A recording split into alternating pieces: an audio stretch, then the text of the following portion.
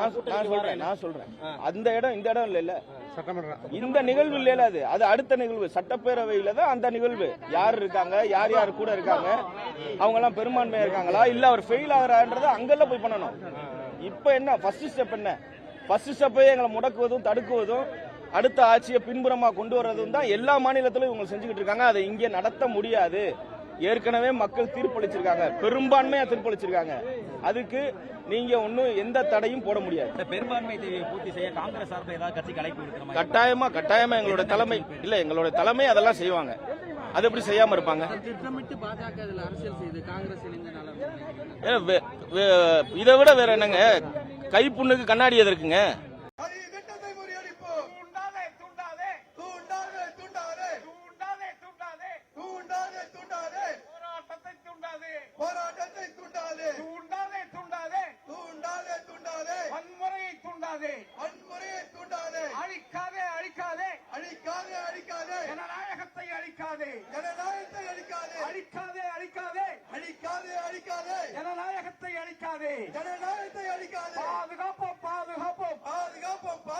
அரசியல் அமைப்பை பாதுகாப்போம். அழைப்பு விடு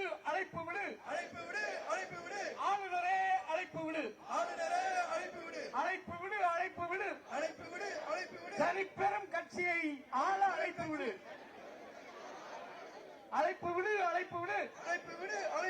தனிப்பெரும் கட்சிக்கு அழைப்பு விடு. நிலைநாட்டுவோம் ஜனநாயகத்தை நிலைநாட்டுவோம்.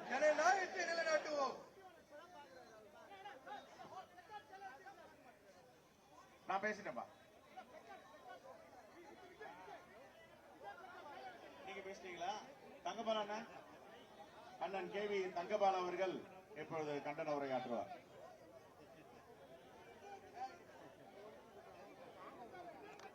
தமிழ்நாடு காங்கிரஸ் தலைவர் அரவிந்த் சொல்லப்பட்டி அவர்களே,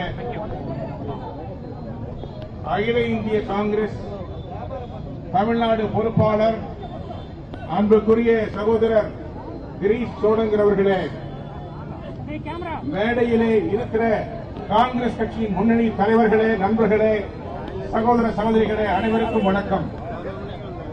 இன்றைய தினம் தமிழ்நாட்டில் நிலவுகிற அரசியல் சூழ்நிலை கருத்திலே கொண்டு தமிழ்நாட்டு மக்களுக்கு எதிராகவும் தமிழ்நாட்டுடைய ஆளுநரை எதிர்க்கும் வகையிலும் நம்முடைய அரசியல் செயல்படுகிற மாண்புமிகு ஆளுநர்களுடைய செயல்பாட்டை கண்டித்து தமிழ்நாடு காங்கிரஸ் சார்பிலே தமிழ்நாடு முழுவதும் நம்முடைய காங்கிரஸ் தோழர்கள் திரண்டு வந்து இந்த ஆர்ப்பாட்டத்தை நடத்தி கொண்டிருக்கிறோம். தமிழ்நாட்டிலே சட்டம் ஒழுங்கை பாதுகாக்க, தமிழ்நாட்டிலே நல்லாட்சி அமைந்திட